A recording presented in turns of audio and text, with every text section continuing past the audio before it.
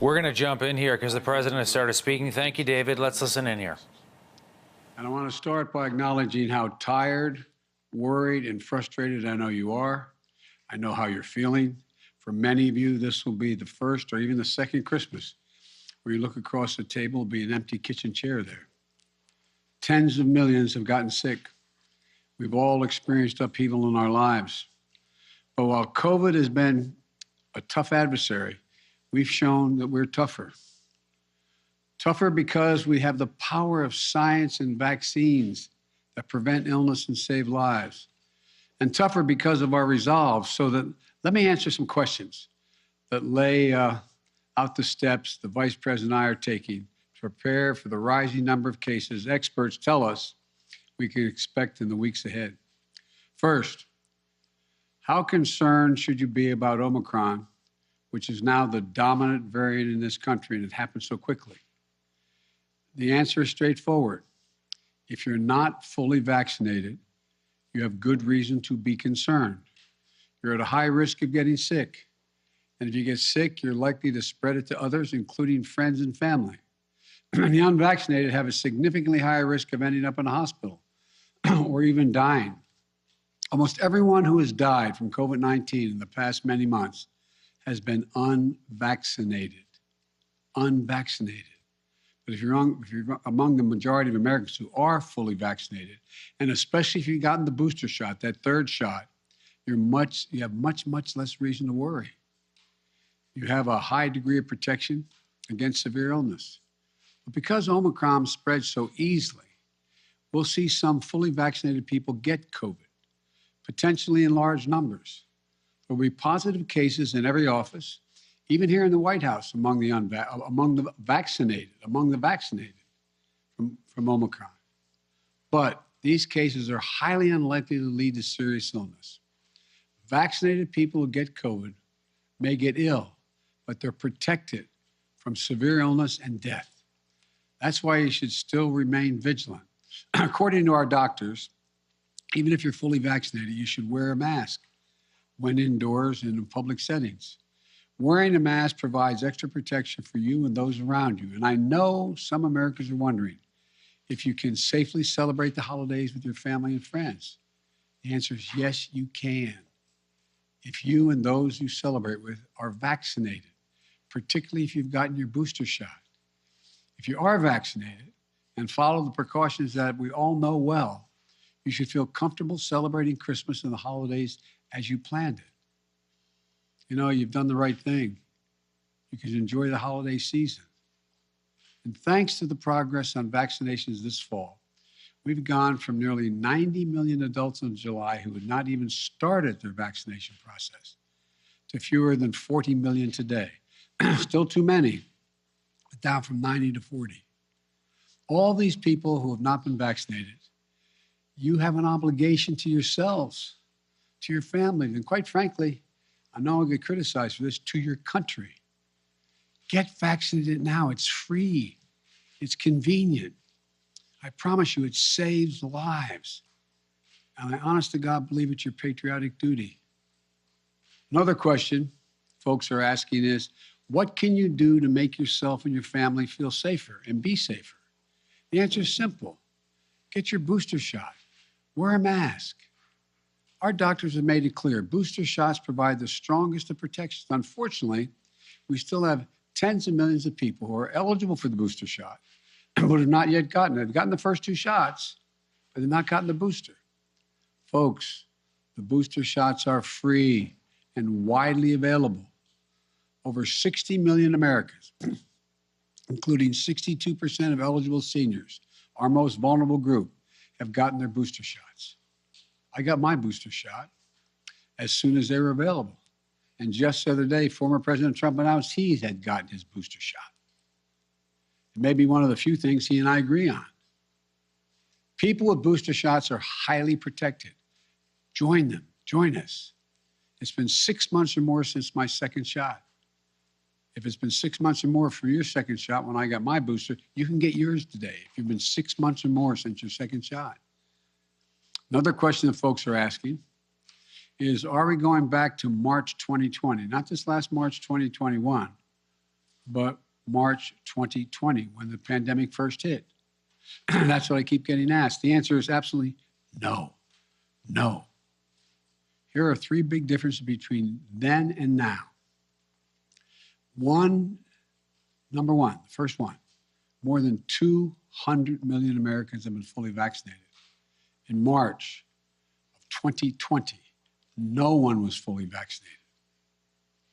What that means is today, a case of COVID-19 for fully vaccinated and boosted person will most likely mean no symptoms or mild ones similar to the common respiratory viruses.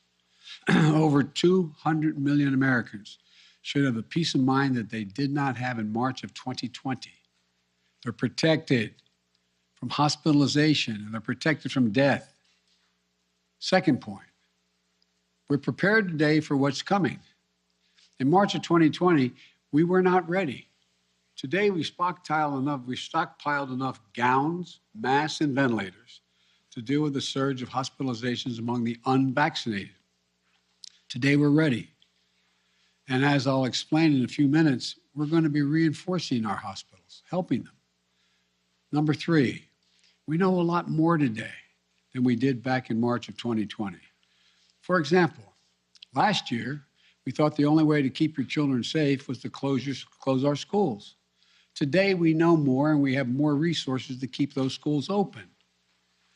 You can get 5 to 11-year-olds vaccinated, a tool we didn't have until last month.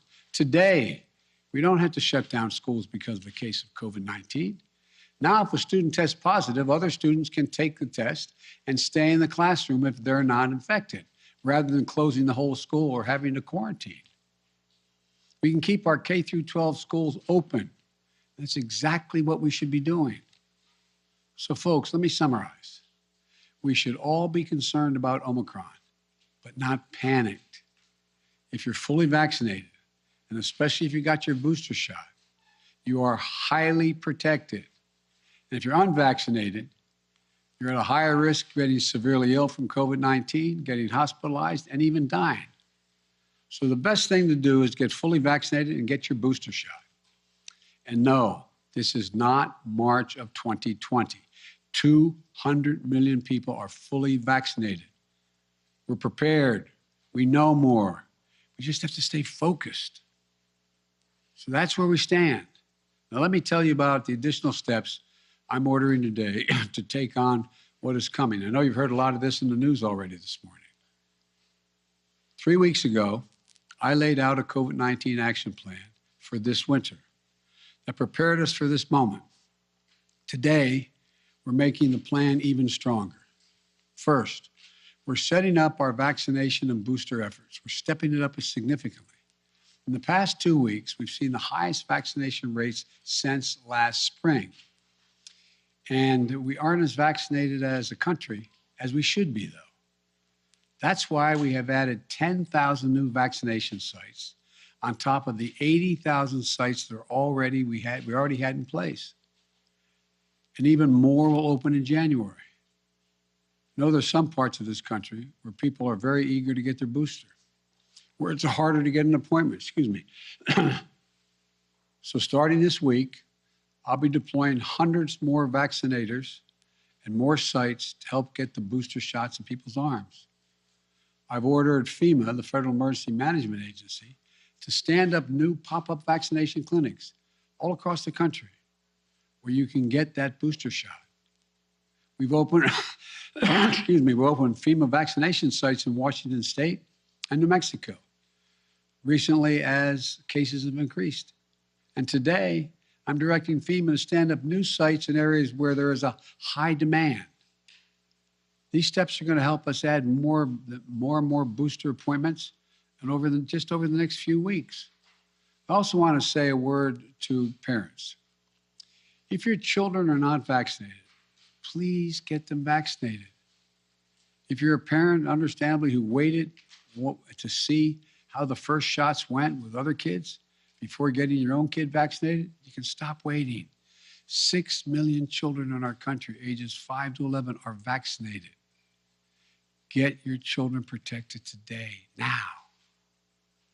For those parents out there who have a child that's too young to be vaccinated, that is under the age of 5, I know this can still be a scary time. But one thing you can and must do while we await vaccines for children under 5, get yourself fully vaccinated and boosted, as well as those around you, your children, your caregivers, your siblings. It's critical to mask up in public indoor places. We know that our youngest children have only rarely been impacted by serious COVID-19 cases, but they can be further protected if they're surrounded by vaccinated people. And again, to folks who are not vaccinated, you might think you're putting only yourself at risk, but it's your choice. Your choice is not just a choice about you. It affects other people. You're putting other people at risk. Your loved ones, your friends, neighbors, strangers you run into.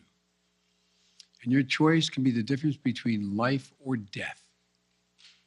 The longer the virus is around, the more likely variants form that may be deadlier than the ones that have come before. Let me say again and again and again and again, please get vaccinated. It's the only responsible thing to do. Those who are not vaccinated are causing hospitals to become overrun again. I just spoke to the governor of New York. Every COVID-19 hospital means someone with a heart attack, cancer, or other serious illness may not get that bed and that life-saving care they need in the hospital. Look, let me give it to you straight again. Omicron is serious, potentially deadly business for unvaccinated people. Let me be clear.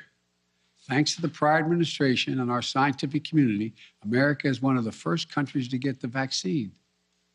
And thanks to my administration and the hard work of Americans, we led a rollout that made America among the world leaders in getting shots in arms. But uptake slowed this summer as vaccine resistance among some hardened. Look, the unvaccinated are responsible for their own choices. But those choices have been fueled by dangerous misinformation on cable TV and social media. You know, these companies and personalities are making money by peddling lies and allowing misinformation that can kill their own customers and their own supporters. It's wrong. It's immoral. I call on the purveyors of these lies and misinformation to stop it. Stop it now. One of the other things that we know that has to be done is more testing. Because Omicron spreads easily, especially among the unvaccinated. It's critically important that we know who's infected. That means we need more testing. And on that score, we're now where we should be. Yes, we have over 20,000 free testing sites. Yes, we've used the Defense Production Act and spent $3 billion to greatly expand the number of at-home tests available for purchase online and at your local pharmacy. And yes, we made sure insurance covers the PCR tests you get in a hospital or at your doctor's office. But starting next month, private insurance will also cover at-home testing. So you can order a test online and get reimbursed. We're providing access to free at-home tests for those who may have insurance as well, may not have insurance, I should say, as well. But it's not enough. We have to do more. We have to do better. And we will. Starting this week, the federal government will set up emergency testing sites in areas that need additional testing capacity. Before Christmas, the first several of these federal testing sites will be up and running in New York City, with many more to come. This free testing is going to help reduce the waiting lines, the time you have to stand there, and sometimes it's an hour or more. We're going to continue to add federal testing sites where needed, so that if you want an immediate test, there'll be a place where you can go get it. We also need to do better with at-home testing. So I'm announcing today the federal government will purchase $500 million, that's not million, billion with a B, additional at-home rapid tests with delivery starting in January. We'll be getting these tests to Americans for free. and we'll have websites where you can get them delivered to your home. We've arranged for it to be easier for you to find a free COVID testing site near you on Google. Just enter COVID test near me in the Google search bar, and you can find a number of different locations nearby where you can get tested. We're going to continue to use the Defense Production Act, as we did earlier this month, to make sure we're producing as many tests and as quickly as possible. The bottom line is it's a lot better than it was, but we're taking even more steps to make it easier to get tested and get tested for free. Next, we're preparing hospitals for what's coming. Those 40 unvaccinated adults have a good chance of getting COVID-19, and some of you will get very sick. That'll mean hospitals are going to get extremely stressed again, both in terms of equipment as well as personnel to care for those who get sick. That's why my administration has stockpiled and pre-positioned millions of gowns, gloves, masks, and ventilators. We call it PPP. We're ready to send them immediately to any state that needs more. In addition, I've directed the Pentagon to mobilize an additional 1,000 troops to be deployed to help staff local hospitals and expand capacity. That's 1,000 military doctors, nurses, and medics. We've already started moving medical teams. They've already landed in Wisconsin and Indiana this week. This is on top of 300 federal medical personnel that are now on the ground, having deployed since we learned about Omicron. Look, while we know staffing is the biggest need for hospitals, some may need more beds as well. We're prepared. I've directed FEMA to activate the National Response Center and begin deploying teams now to provide additional hospital beds. We'll begin to construct emergency capacities near hospitals, in parking garages, and nearby buildings to be ready if needed. And the federal government is paying for all of this, period, all of it. Further, FEMA will deploy hundreds of ambulances and EMS crews so that if one hospital fills up, we can transport patients to beds elsewhere. This week, we'll send dozens of ambulances to New York and Maine because the COVID is spreading very rapidly to help transport patients.